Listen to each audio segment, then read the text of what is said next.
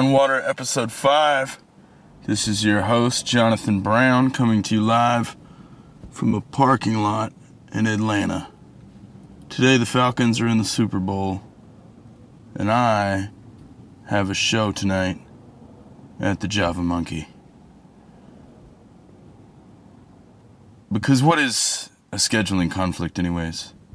You know what I mean? Hey, I think it's going to be great. I don't care who's there or wishes they were watching football. And maybe there's a big demographic of poetry and spoken word fans out there that would rather go to the Java Monkey and hear some words from some people instead of watch really expensive, funny commercials and the Patriots cheat their way to another victory. I'm just kidding. I don't know if the Patriots really cheat. But it sure seems like they do. In this interview, maybe I'm just saying that because I'm in Atlanta and I'm surrounded by Falcons fans. Context has a lot to do with our realities. In this interview, I stop in Jacksonville, Florida, and hang out with Moses West, and we talk about stuff. We talk about battle rapping, and we talk about homophobia and hip-hop, and whether certain words are off limits or not. We talk at the end of the show about how to be a successful promoter and how to throw a good show. We talk about the difference between art and entertainment. One of my favorite questions that I keep wrestling with on this tour as I do a mix between poetry shows and music shows. Last night I did a house show at Casa Nova. Shout out to Casa Nova. Mux Blank was there, rocking out. DeAndrea Bloodbath was there, rocking out. And there was 3 people from out of the United States. I think a dude from Paris and Iceland, and the third one I'm just gonna guess Norway. And it was a noise show, which was beautiful because noise music to me is like kind of an abstract painting. I kind of drift off and go deep inside and listen. And I'm grateful for spaces that have noise shows, because it's sort of the opposite of the McDonald's of art. It's more like the seaweed tempura of art. It's a specialized thing. And it's beautiful to see safe spaces like that thrive. So shout out to Casa Nova. And thanks for listening to this interview with Moses West. I hope you enjoy it. I think you will. Let us know what you think in the comments. And stay safe out there. Holler back. All right. Hey, everybody. I'm here today with Moses West in Jacksonville, Florida. What up? So, Moses, this morning I researched you and I came up with a bunch of questions, and I just wanted to pick your brain about some stuff. So, I don't know where to start other than, as I research you, the big thing that comes up is battling. Mm-hmm. And can you talk about that a little bit, about like what battling means to you, why you got in it? Are you gonna keep doing it? When'd you start? Battling. So right here in Jacksonville, Jacksonville is a very like gutter city. Yeah. So I felt like the poets wasn't getting the respect we deserve as wordsmiths, Yeah. as artists. And I was thinking to myself, at any given time, we can jump in and do the same thing you do as good, if not better, Yeah. And the rappers was like, oh, man, he just does poetry. He's so I said, okay, well, y'all give me a shot, and I will challenge you at your game, Yeah. I'll come over here and rap, and we'll see who get the better of the battle, And I did it. It was fun to do. I think I got the respect I deserve. I hate it. I hate it, but it was a necessary thing for me to do. You know. Okay. So I don't do it no more.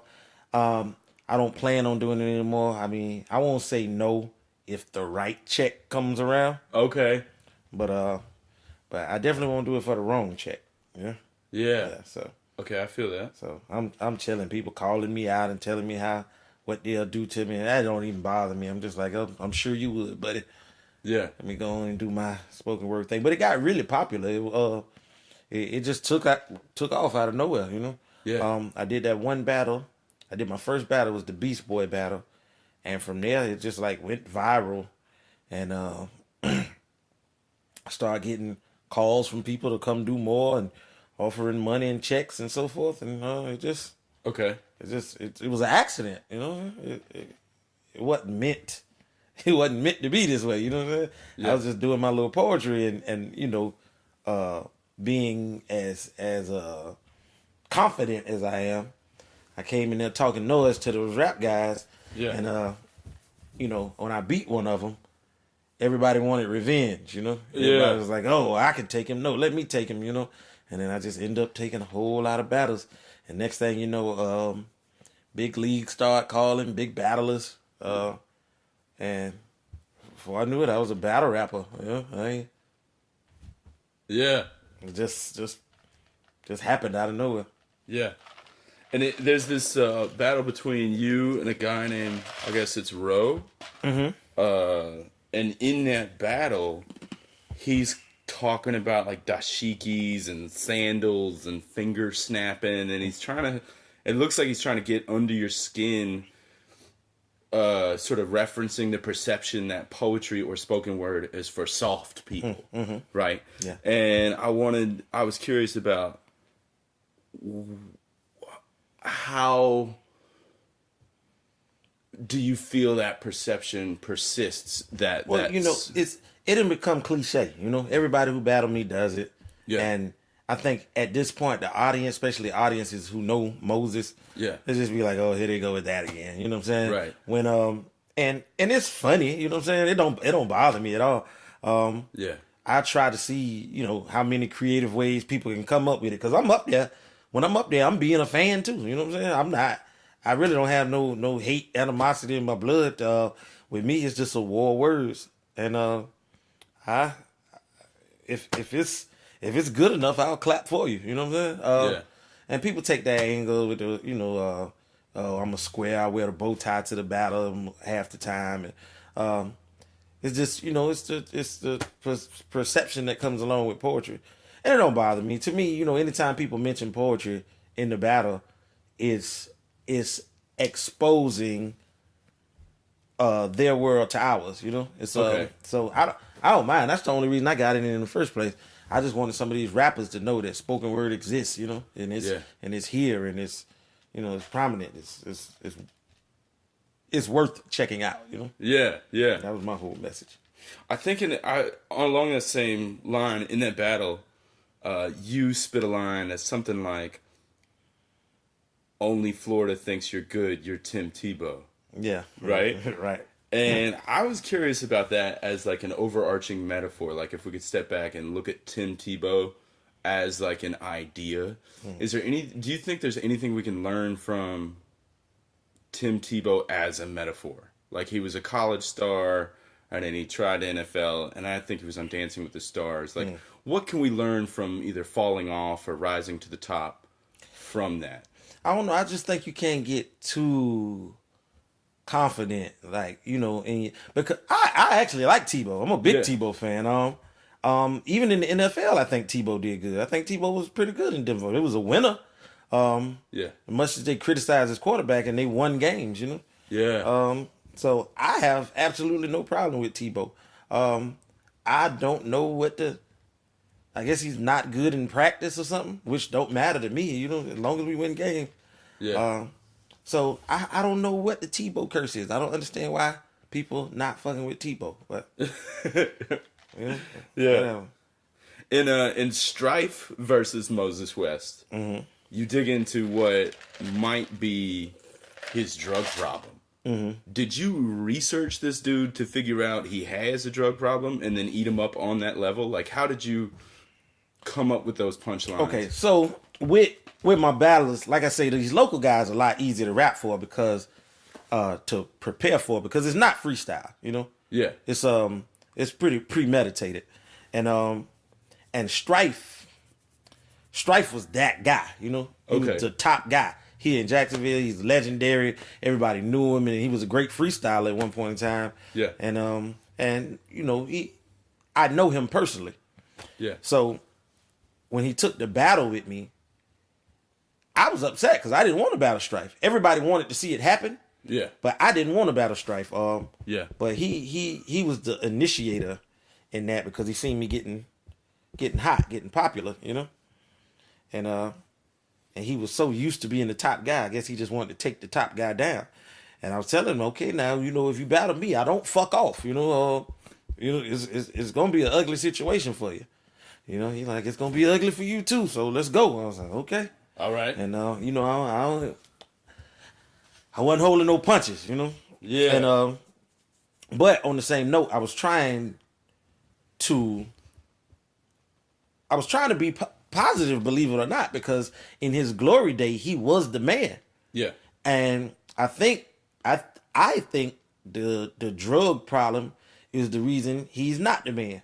So I wanted to get on here and say, like, you know, you only a shadow of what you once was because you have this drug problem. If you can kick it, you would be back in your glory day, you know? Yeah. So he took that ass whipping, and maybe he'll come back. I'm hosting a battle like next week. Okay. And I'll be and Strife is headlining again, like, because after our battle, it just seemed like he got himself together, you know? Okay. At least during the battles, he like, hey, let me not come in here half stepping, you know, let me get my head together. So yeah, I'm on. But you know, they dig into me too. It ain't one sided. It's just that, you know, I think I really have to watch how I talk to people.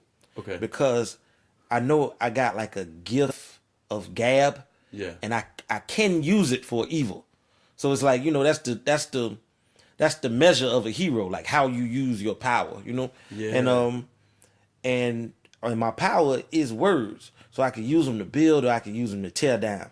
And the thing about battle rap, it's a thin line between tearing down and building, you know what I'm saying? Yeah. And that's why I had to give it up, you know? And I realized, you know what I'm saying, it's racist and misogynist and homophobic and all of the above. But, you know, the audience who I'm targeting, that's all they understand, you know what I'm saying? Yeah. So after I did what I felt like it was what I needed to do, I came, I saw, I conquered, I just quit, you know, at the top of the game, you know? Yeah, yeah. Because it wasn't no reason to do it no more. Right now, I'm just beating up on people, you know? Yeah. And that's not very heroic. So I got you. Can you talk about the format a little? Because you said it's not freestyle. Like, it is premeditated. So for those of us who don't know, this is not like... Yeah, it ain't like the old day where you meet up at the park and, you know what I'm saying? They put a beat on and you freestyle against another dude. This is premeditated. Yeah, it's almost like spoken word. I feel like I got the advantage because I'm a poet. Yeah. We used to being up on stage with no entourage and no crew, no DJ behind us, no, you know what I'm saying? All we need is the words. Yeah. We ain't no beat, no nothing.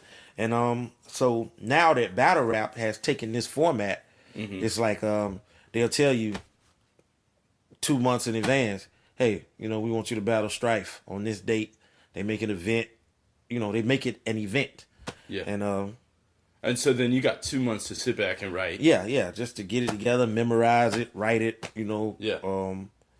And put it together. It's a lot of work too, but it's good for me because I was getting lazy as a writer. Yeah. So it just pushed my pen. You know, you writing 3 rounds that's 3 minutes long. So that's like, you know, I'm writing 3 poems. You know, I'm writing 3 poems about this guy that I got to throw away afterwards and never use again. You know what I mean? Yeah. So it was a lot of work, and it wasn't worth the headache to me, man. You know. Yeah.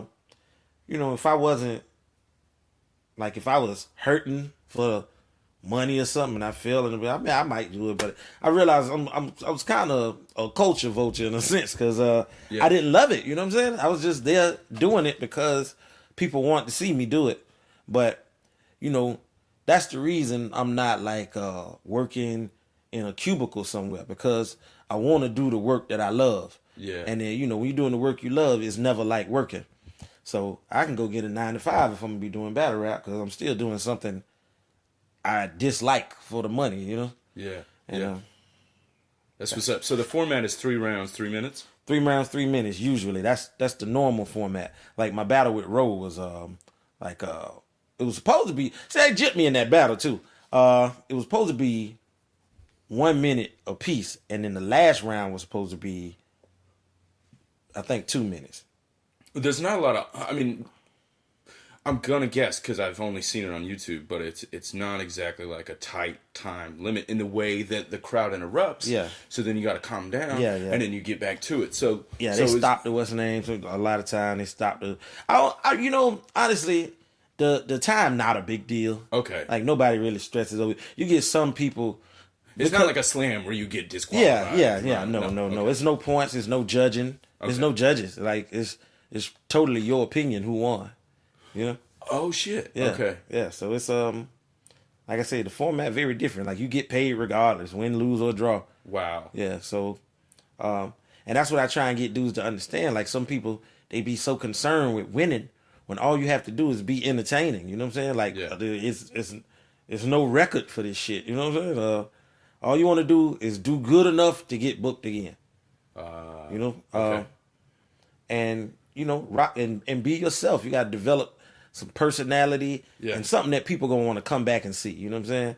Yeah. I got many gimmicks that I use. Like I said, I come in there with my bow tie on, and I do the talk to you like a man thing. I know. I saw that. Write you some better shit and all that. There, like it's certain things I do to brand myself, where the audience know that's Moses. Like a lot of time people reciting shit word for word with me. My rap world, I'm a spoken word artist myself. When I say that, half the crowd saying it right along with me because they know your work. It's almost like listening to a CD or something. Yeah. So just because you gotta, this song wasn't as good as the last song. As long as you stay consistent, people gonna stay booking you. Yeah. Yeah. That's dope.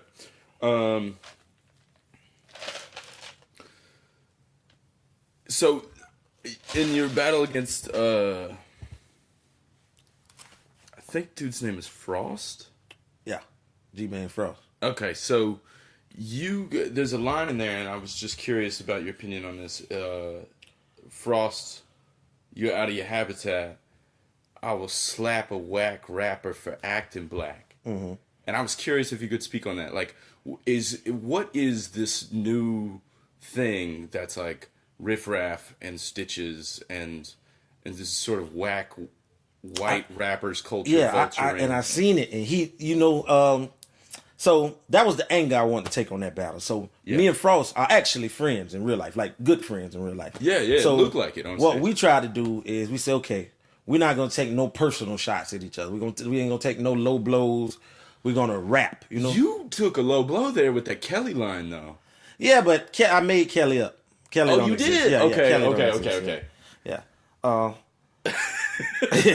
just did that to tie into the Machine Gun Kelly reference. You know what I'm saying? Because I was at a coffee shop and I was like, whoa! I had to stop and be like, whoa! No, Kelly is that totally was made cold. up. Yeah. Okay, never mind. But from the outside looking in, they don't know. I didn't. So what happened was the angle I wanted to take in this battle was because he's a fan of a lot of those trash white rappers, Yeah. And I said to there's a line and I said, you tell me Macklemore is the dope and Biggie is whack. Like that's something he really said to me. Wow. And you know what I'm saying? And this was right after I feel like Kendrick got robbed at the Grammys. Yeah. For album of the year, and fucking Macklemore won it, and I just thought it wasn't, and it wasn't a black and white thing to me, but I know that white artists, it's through privilege thing, but white artists get more support from their own for not being, They don't have to be as dope. You know what I'm saying? Right. It's just you know, white people support their own. They got the money. You know what I'm saying? So they go out and they support trash, and we do it too. Though we can't get mad, but I just feel like hip hop is black. You know. Yeah. And if y'all come in, y'all if we're going to say, okay, we accept this guy. You know what I'm saying? Yeah. He's doing it the right way. He's not pimping out the culture. We like this guy. You know, we like Eminem. You know what I'm saying? Yeah. But Frost come in, and I feel like, you know, if we accept you, which we do, you can't be over here supporting this bullshit. You need to tell them motherfuckers they need to step their game up. Yeah. If they if you're gonna be out here calling yourself a rapper, then you need to be of a certain quality of rap. Yeah. And that was my anger with him. I'm like, oh, you tell me Macklemore is dope and Biggie is whack? You should get your ass beat by every nigga for that. It's like we let you in the house and you came to misuse it. This is Kendrick's revenge for the rape of black music. You know what I'm saying? Wow. And that was the angle I was taking on him. Like, you know what I'm saying? Like, like it's actually racist to support these trash rappers. You know? Yeah. You know? Because you only like them because they white. If they were black rappers, no one would listen to this shit. You know? Yeah. Because it's just not good. It's just not good music. You know? Right. It's the Elvis of 2016. I said that in the battle too. Yeah. You talked about this last night a little on stage. Are there any words that are off limits? And if so, which ones? If not, why not? So I don't believe, like, every word need to be used in the right context. That's what I say. Any word can be, not any word, but shit. Boy can be, In a context, can be super insulting. yeah, exactly. You know what I'm saying? So, I mean, no word should be banned, but I feel like, you know, the word that we're using should always be in the right context. You know what I'm saying? Yeah. So all of this, like I say, all of this stuff exists. Niggas and bitches and hoes and all of those exist. Yeah. So if we're gonna be calling somebody a hoe, let's just make sure we're talking about a hoe. Yeah. You know? And like hoe, let's make sure, you know, hoe is not synonymous with woman. You know? If Right. we saying hoe, let's be talking about a hoe. So I don't believe any word should be banned. Okay. But I just think they should be used in the right context. So I'm just jump out on a limb here. Do words have their own like all enclosed definition, or the definition changes depending on the context? Yes. Yeah, they always change depending on the context. Even with the what's my cooking lady name? What's her name? Big lady Paula Deen. Oh. Yeah, you know, they had the Paula Deen controversy, and she said, yeah, a long time ago, she was robbed or something like by a black man, and like snatched the purse and ran, and she was like, look, it's fucking nigger. And I was like, well, you know, it was a nigga took a purse, you know what I'm saying? Like, I don't think she was using the word in the wrong context. I don't think you should, I don't think every black man is not a nigga, you know? It's some niggas out there, you know? Yeah. And I think the person she was describing was a nigga, so I just wasn't with the whole Paula Deen boycott thing, you know what I'm saying? Fuck that, you know what I'm saying? Paula Deen be putting that seasoning, that butter in the motherfucking food. She all right with me. All right. Yeah, in that vein, in battle rapping, as I watch it, there is a whole bunch of homophobia that's used to insult the opponent. And I guess within that context, it looks somehow condoned. Right? Yeah, it is outside condoned. of that context. Yeah, it's totally condoned in that. But what you got, you know, when you're on stage, you're a character, Okay. and you're like, if you're embracing the culture, you know, the in actuality, the whole concept of battle rap is kind of ridiculous. Yeah. We're two grown men Right. sitting across from each other, telling each other what we're going to do to each other, Sure. and not doing it. You know, it's just it's stupid. So it's like, okay, my hood is tougher than yours. Yeah. My upbringing is harder than yours. My woman is better than yours. You know what I'm saying? Sure. You are inferior to me, and that's how that's the whole culture. And Yeah. and in rap, in hip hop in general, I don't think, like being gay is funny in hip hop culture. So you just call the guy gay, and tell him how gay he is. He's so gay. He was with this guy, and it's And that works for the audience? yeah, it worked for the artist. And then what it is, you're trying to belittle your opponent. And any man, like straight men, Yeah. take pride in being straight. They like to be straight. And so calling them anything other than what they are is an insult. Yeah. If I was battling a gay guy, I'd probably tell him, I seen you with some women. You know what I'm saying? Like, Okay. So like to subvert someone's sexuality is the joke. Yes. It's like it's you calling a person, you just calling them what they aren't. You know what I'm saying? Okay. Yeah. Okay. And you should be insulted by something that you're not. You know what I'm saying? Okay. If I'm smart and you call me stupid, I'm gonna be insulted. Okay. I guess it wouldn't work the other way around.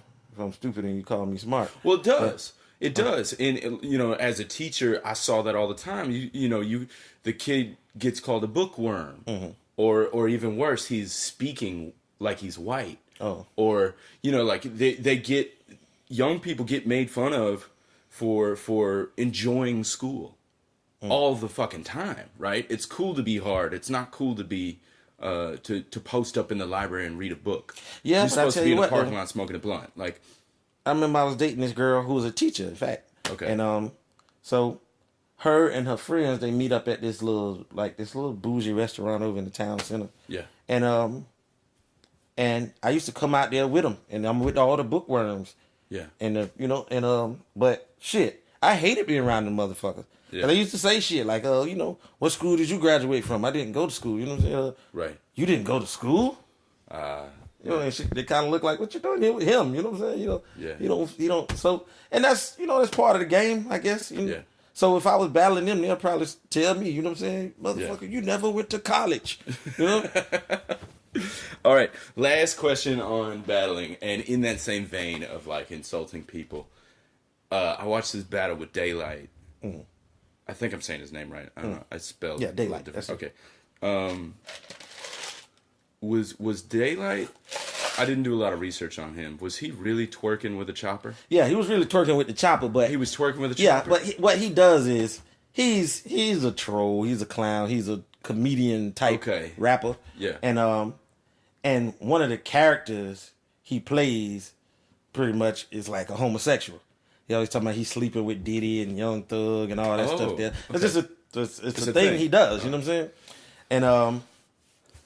And if you gay, but you're not gay. Sure. You know what I'm saying? Like you He's kind you of pretty much co-opting him. clowning, yeah. You know what I'm saying? Yeah. And I was just telling him like, hey man, it's just not a cool thing to do, Yeah.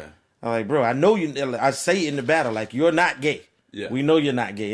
And he's so used to people taking the other angle and saying, oh, you're so gay because you did this and you did that.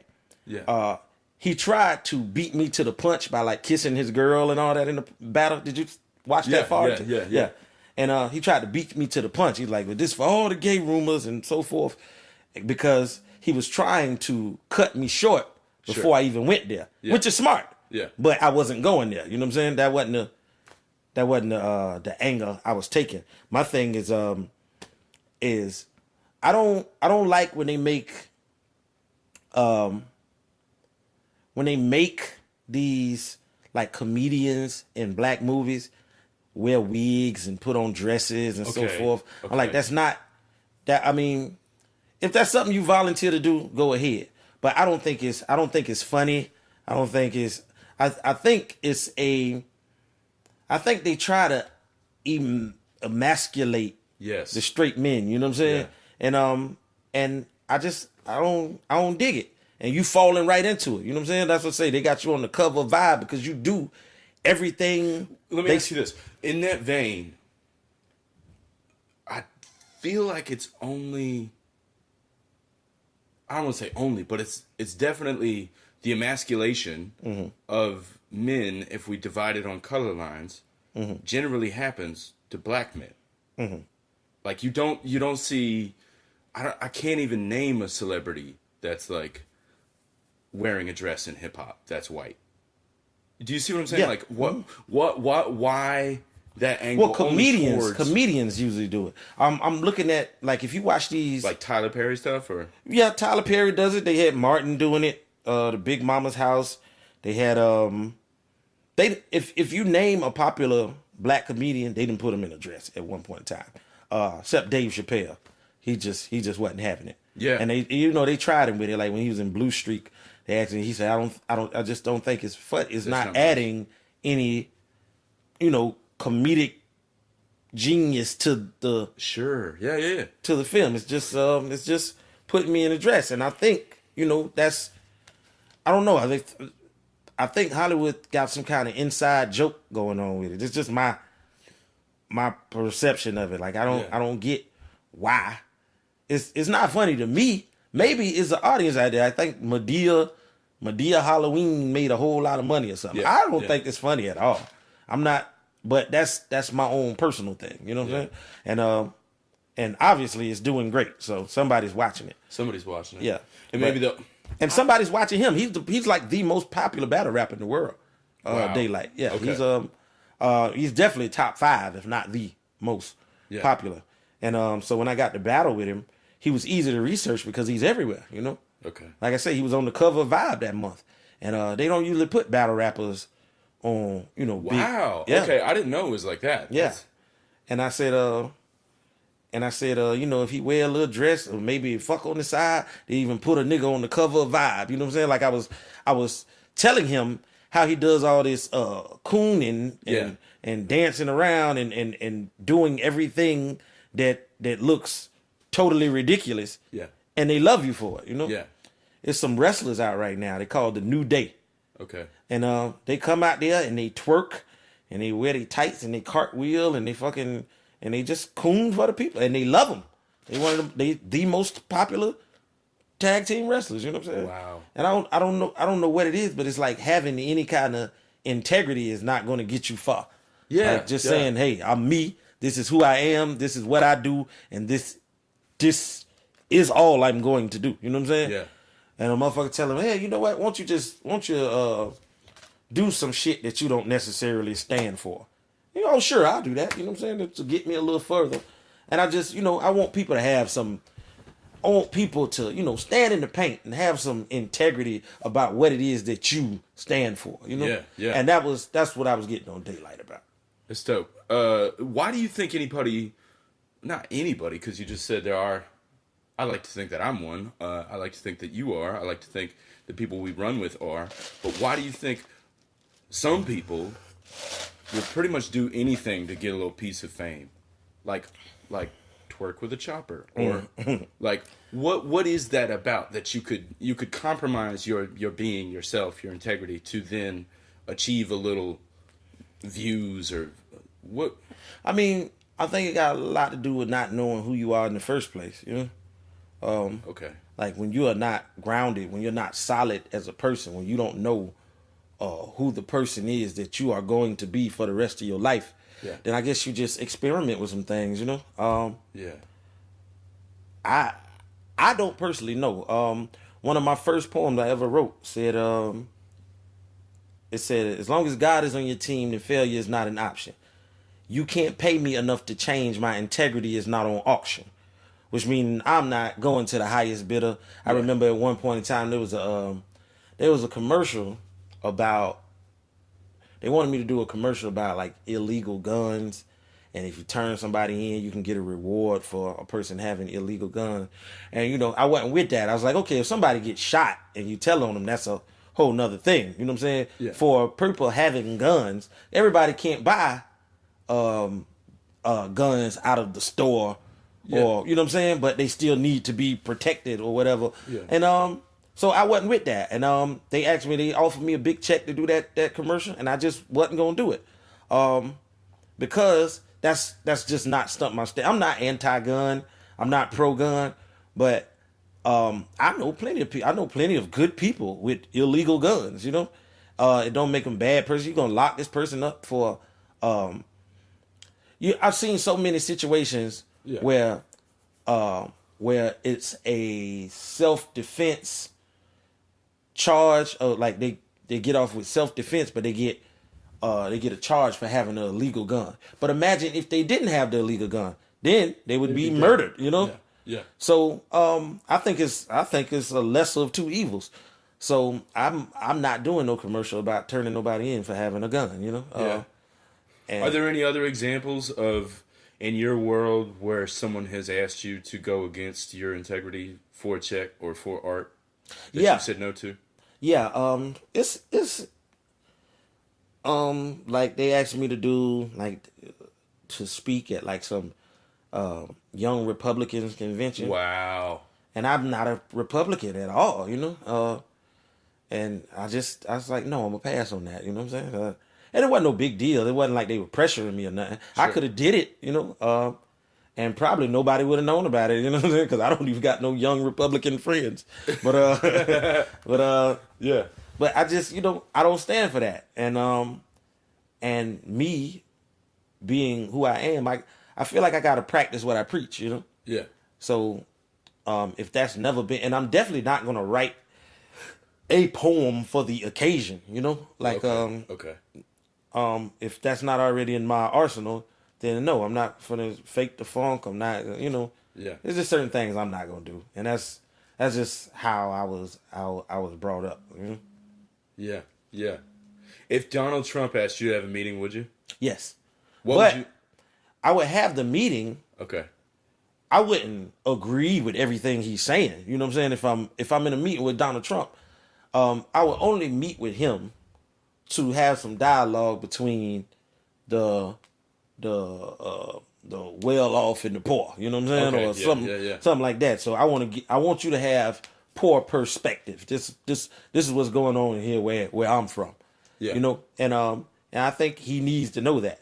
Now I wouldn't go to Donald Trump meeting to to be on his fucking board or nothing, you know what I'm saying? Yeah. Okay. Or help him build the wall or no shit like that, you know. Yeah. But I would come and tell him, you know, this is why you're not clicking with us, brother. You know. Yeah. So let him know. Switching gears here, for those of us who don't know, could you talk about your relationship with Southern Fried Poetry Slam? Like, how many years have you been to it?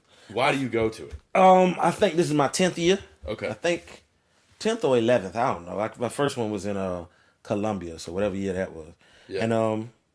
And you know, with me, it's like a big family reunion. Yeah. It's not so much a slam. It's a slam and it's a competition and all that. But I think that's secondary to just being amongst kindred spirits, you know. Yeah. And it's a vacation for me. Every year I make sure I don't book nothing. I don't care what you offer me. That's another thing. You know what I'm saying? Like people offer me big money to I'm like, no, I got Southern Fried during that time. I can't, you know. Yeah. I can't do that.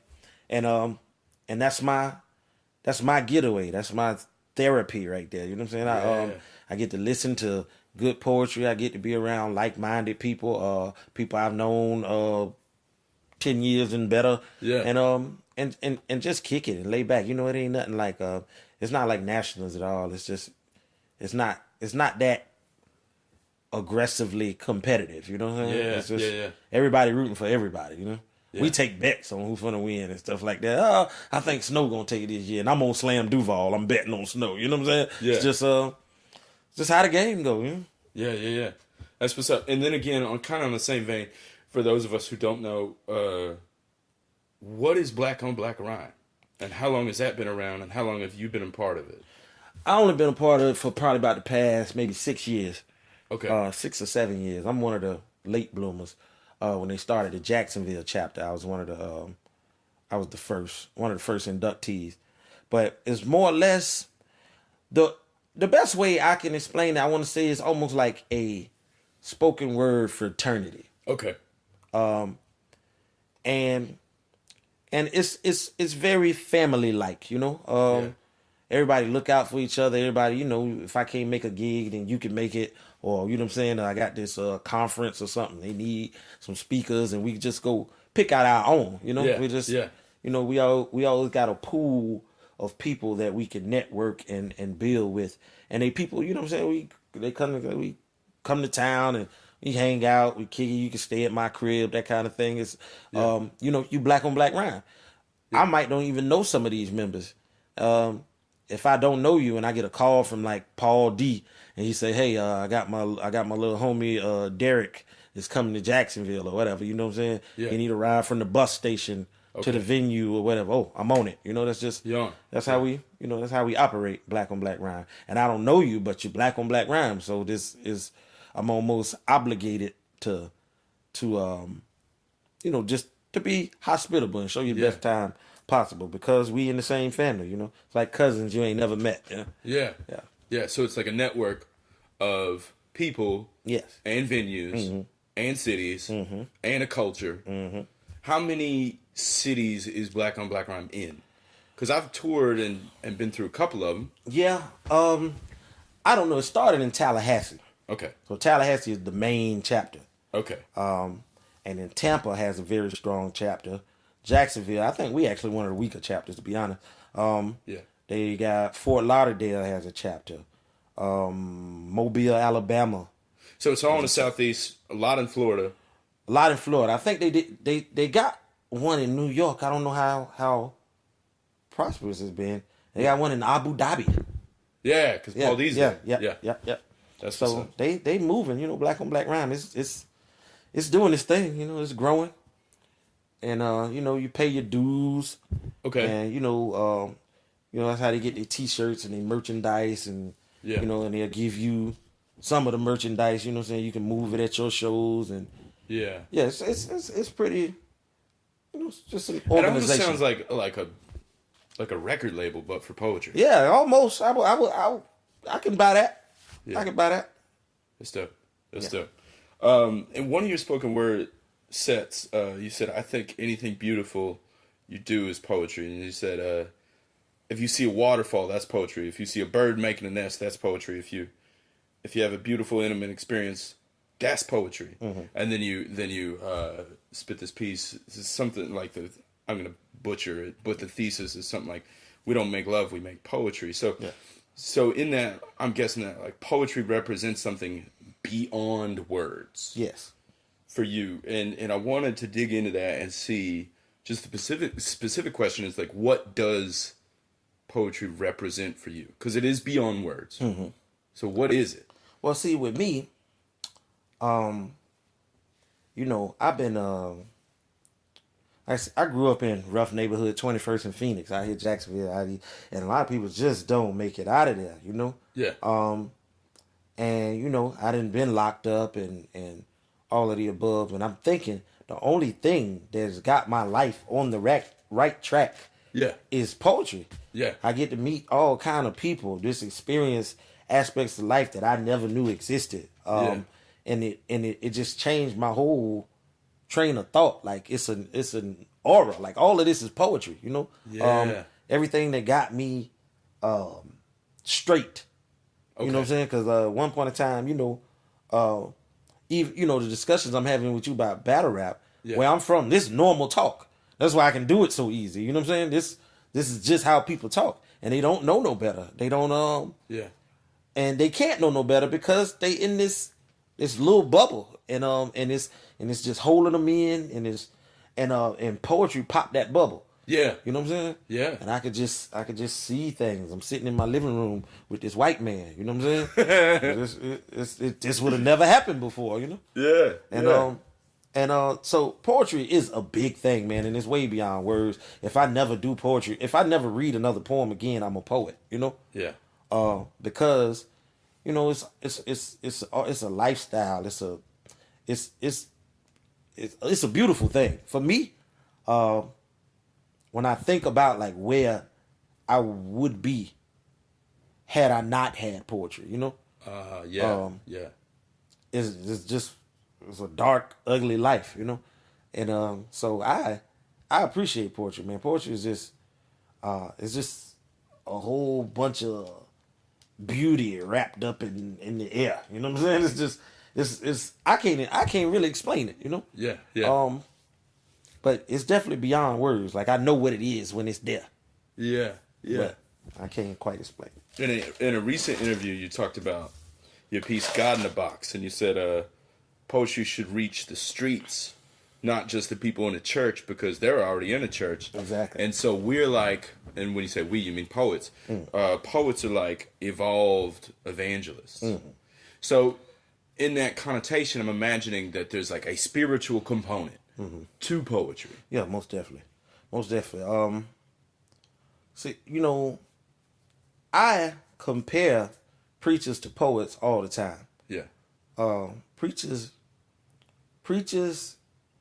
they got a lesson or whatever. They got some knowledge that they want to present to the people, Yeah. or something that they thought was neat or entertaining, Yeah. and they present that to the people. That's why singing and all that in the church, because I mean, to keep people attention, it got to be somewhat entertaining, you know. Yeah.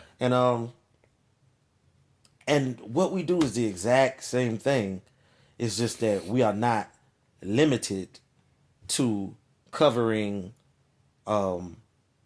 just this Christianity. You know what I'm saying? Yeah. Yeah. Instead of like going to like you go to church and all you can really talk about is God, you know? It's God, or what God deems worthy to be talked about. Yeah. You know? But you know, with the poets, we got no limits. We can go everywhere. We could talk about, you know, racism. Yeah. We could talk about sex. We could talk about relationships. We could talk about heartbreak. We could talk about insecurities. We could talk about mental disabilities, and we could talk about, you know, misogyny and plenty of things that the Bible actually teaches. You know what I'm saying? Yeah. But you know, they're very limited to what is, like I said, we would know better than evangelists or whatever. They feel like they doing the right thing and they trying, but I just feel like when I say evolved evangelists, is because we've outgrown that. We've grown into something much bigger, and as far as concepts go, we're much bigger, you know. Yeah. And I believe, you know, that poetry is God's work too, you know. It just don't limit you to a particular God. Yeah. Okay. I kind of want to zoom out for a second and talk about business. You've been throwing events in Jacksonville for a long time, and you got Sex on Stage coming up. What, as a promoter, as a businessman and a poet, but as a businessman who's trying to get some butts in the seats, do you have any tips for someone, like, let's say someone's in Omaha, Nebraska, and they're thinking about starting a poetry event? Like, what is the key to promoting an event? Now, see, the city that I live in is so different than every other city. Yeah. But the key here is boots to the street. What do you mean by that? You know, it's so many ways to promote these days. Yeah. Some people can send out email blasts, and people will show up just because they saw it in their email blast. Here in Jacksonville, you pretty much got to convince people that they want to be at your show. They're not coming because they appreciate poetry. Okay. They pretty much come and say, okay, let me give this a try.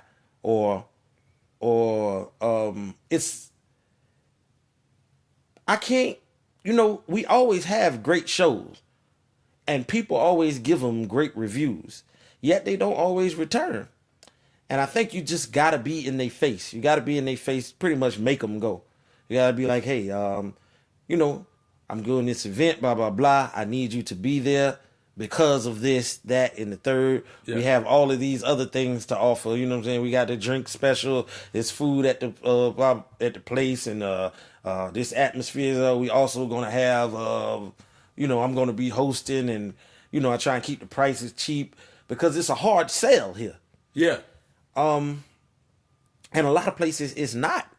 A lot of places, they do little to no promoting, and they do a show every week, and then it's packed. Like I never see promotions for the Apache Cafe Sure. down in Atlanta. You know, people just know to be there. Yeah. They've been doing it for so long that it's the thing to do. Yeah. And you in a city where art is everywhere. You know, people actually are looking for that versus me looking for you. You know. Right. And talk and specifically, what does that mean to get in someone's face? Does that mean you call them and say, "Hi, Yeah, you know, the show's next week. How many tickets do you need? Because I will come to you this afternoon and give them." Yep. Is that how you do it? I hand deliver tickets out here in this city. Okay. I got them available online, but they never sell. I put them out there. You know, you can just pick them up online. You know, they want you to be in their face. I take pictures of them because sometimes people don't have minds of their own, and they only going because everybody else is going. Yeah, and I wanted to talk about that. So do you kind of use, and this kind of peer pressure has a negative connotation, but people go because their friends are going. Mm-hmm. Do you use that not to your advantage, but to the event's advantage? I definitely do, but it's good in this sense because you are going to enjoy the event. You just don't know you're going to enjoy it yet. You know what I'm saying? Yeah. So you probably coming because this person coming, but when you get there, you realize you want to be there. Yeah. And then you keep coming back, you know, or I try to convince you to keep coming back, you know. And it's just so hard. Like I say, the city is so gutter. Like it's hard to promote art in this city. You see how much more popular battle rap Moses is than poetry Moses. You know? I saw that, yeah. Because that's just how the city works, man. They don't want it, but I'm just gonna feed it to them. People tell me I should have been out of here a long time ago, Jacksonville, Florida. They say you should have been moved out of here, man. This ain't the place to be. But you know, I just got a problem where I don't give up on nothing. You know what I'm saying? And it's a gift and a curse. But I ain't gonna give up on them quite yet. I still feel like one day it's gonna be. It's up and down, man. Everything, you know. Even commentary. You was there last night, and it was one of the down nights. Yeah. And but you know, come back next week, and it might just be a packed house. It's crazy how this thing we're at, and I can't never call it. Yeah. Yeah. I can't never call it. I can do the exact same thing that I did last week, and it just works like that, man. So I don't have no advice for nobody. Yeah. I don't even know what I'm doing. What do you think is the difference between, if there is one, between art and entertainment? I don't think they're necessarily inclusive. It's just a matter of what people find entertaining, you know? I would much rather be at, I would much rather see a live band than to hear a DJ spin in the club, you know? Yeah. I feel like, you know, DJ spinning in the club and people dancing and all that, and it's entertaining. Yeah. But people playing this music is art, you know? Okay. It's still entertaining too. It's depending on who you ask, you know? So to me, art is entertaining. So there's a craft involved in art? Yes. Yeah. Okay. And that's pretty much what Sex on Stage is about. It's like, you know, the craft, you know? Yeah. Sex on Stage is pretty much making the craft sexy. Well, we just use any regular craft, you know what I'm saying?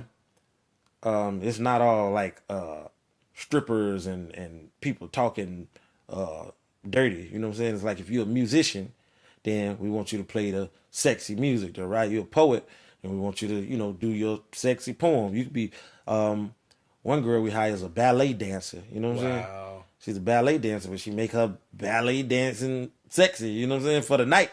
And Yeah. so art can be entertaining, you know, and that's what I try to do with Sex on Stage. I try to fuse the two. Okay. Like, you know, And when is Sex on Stage, by the way? When's the next one? we do it 3 times a year. The next one is February 12th. So we take Sundays.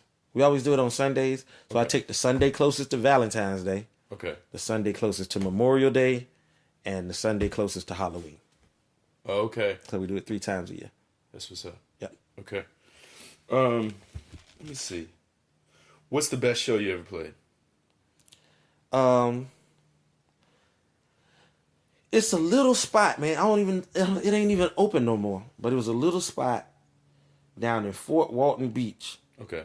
It was called the Beale Street Bottle Club, and we used to go there all the time. That was my favorite place to be in the world. And then I like little spots. Yeah. I like little spots. I like the wine up out in Charlotte. You know what I'm saying? It's a little spot. I like Devery spot in Orlando. There's a spot called Cafe Annie's. They just closed like a week ago, but they've been open for many years. Okay. And they just closed a week ago. Down here in Jacksonville, we had this spot called Cafe 331, and it was dope. It's like all my favorite places just closing down. Yeah. I think the wine up closing down. It did. Oh, it did. damn! Shut. Yeah, they got it started back up though. I'm gonna go see him on my tour. What's the worst show you ever played? Like, what is the horror story from your catalog of shows? What? I was in Savannah once. Okay. And the place was just so slow, man. I just ain't it. I don't know. I came up and did a set that, people said it was a good set and so forth, but I don't know, it just felt real bland and boring, and I wasn't with it. You know what I'm saying? Like I say, art is supposed to be entertaining to me, and I don't know. I was just bored as shit at this show, and then I was at I did a show for Tina ATL in Atlanta one time in Decatur. Yeah. And I got up there and I just had a total brain freeze, and I just could not remember the words to my poem. Yeah. At all. And it never came back to me till I got off the stage. So I just bombed. Like, I couldn't even accept the money. I was like, man, I don't know what I don't know what just happened there, man. I just had and that never happened to me before or after that. It's just that one night. Just that one night. And it wasn't the venue. I mean, it had nothing to do with the venue. But I make the best out of every situation. I don't think there's nowhere where I went and I just said, I hate this place. Except Savannah. I hated that place. But I still did good. I sold a lot of merch. It was just something about the place that just didn't feel right to me. Something. It was I don't know. Might be some ghosts in there or something. Might be a haunted. Yeah. Yeah. Yeah. That's what's up. So a question I like to ask people is kind of off track, but what is your most tangible fear?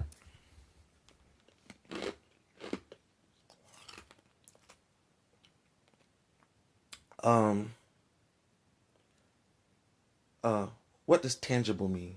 Like touchable. Like, what's the most realist fear you got? Oh, the thing that's closest to you. You reach out and touch it. As an artist or a person. For anybody to just know me all the way, like to just all the way know me, is fucking scary. Wow. Yeah, I don't know. I would like. I'm. Okay. I don't want to let anybody totally in. Like. Yeah. That's that's what my problem with me and this girl I'm dating. You know what I'm saying? I'm terrified of. You know what I'm saying? The most people get me talking is behind a microphone. Like she might read some of my poems or something, and she'd be like, I never knew that about you. Yeah. You never told me about this. I didn't know this was happening. I ain't realize you're going through that right now. Sure. And I don't know, man. I got this big fear, like letting people in, like talking to people about, about places. There's a lot of places I don't want to go within myself. You know what I'm saying? Yeah. And I'm scared to go there with anybody. Like I got to deal with it myself, but it's scary to let people in that place. Well, there's like in your art, you say like, and then she read it. She was like, I didn't know you were going through that.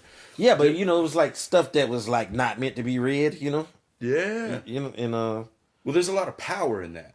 Yeah. You know what I mean? Like when you dig into those scary places, it's super powerful because seeing you on stage is like, you give the audience chills.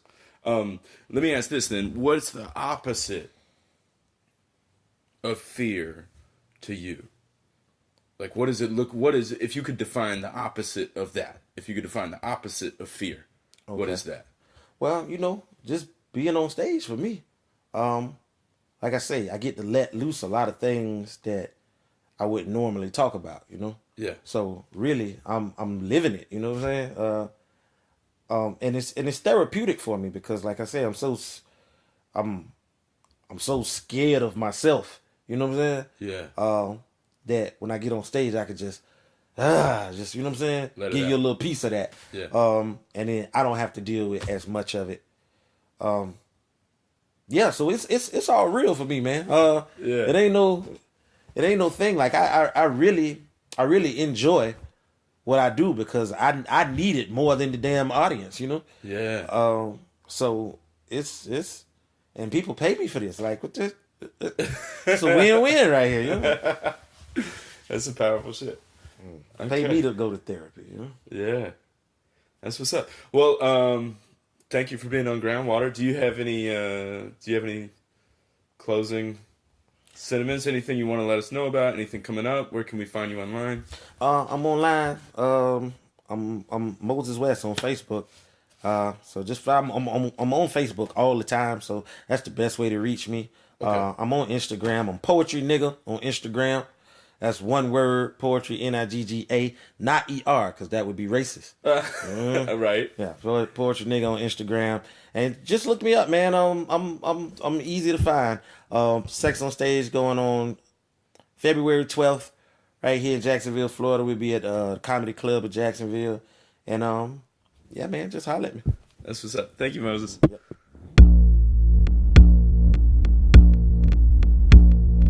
Thanks for listening. That was Moses West.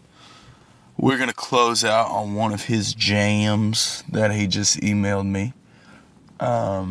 Check him out if you're ever in Jacksonville, Florida.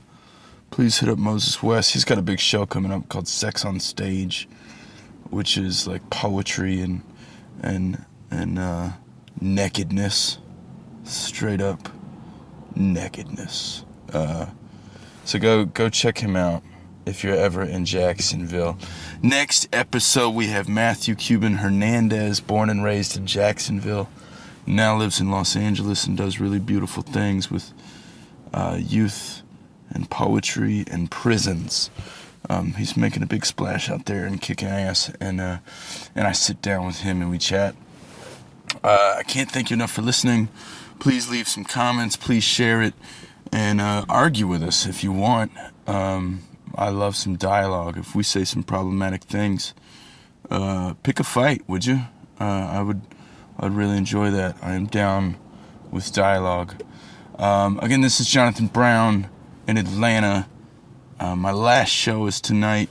In March, I will be on tour for another month, zigzagging all around the United States. So I will be in a city near you soon. Thanks for hanging out with me. If you want to know more about me, go to jonathanbrownmusic.com or get my brand new book called Fight Dirty on Amazon. And I can't thank the universe enough for all of its couches and floors and microphones and audiences and friends and fans. And thank you to the road for being the road. The road has become one of my friends. But I miss my friends in New Orleans, and I will be home tomorrow.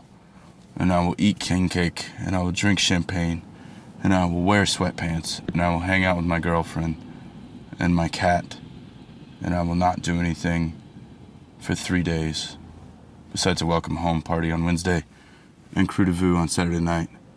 And I can't wait to see POS and Transit and Chesky on Sunday night at House of Blues. I don't know. It'll be fun to get back to real life. Just for a second before I go live the road life again. That was a really long outro. I'm rambling. I love you. Thank you for listening. Thank you for tuning in. Please share it. Please let us know what you think. And happy Sunday.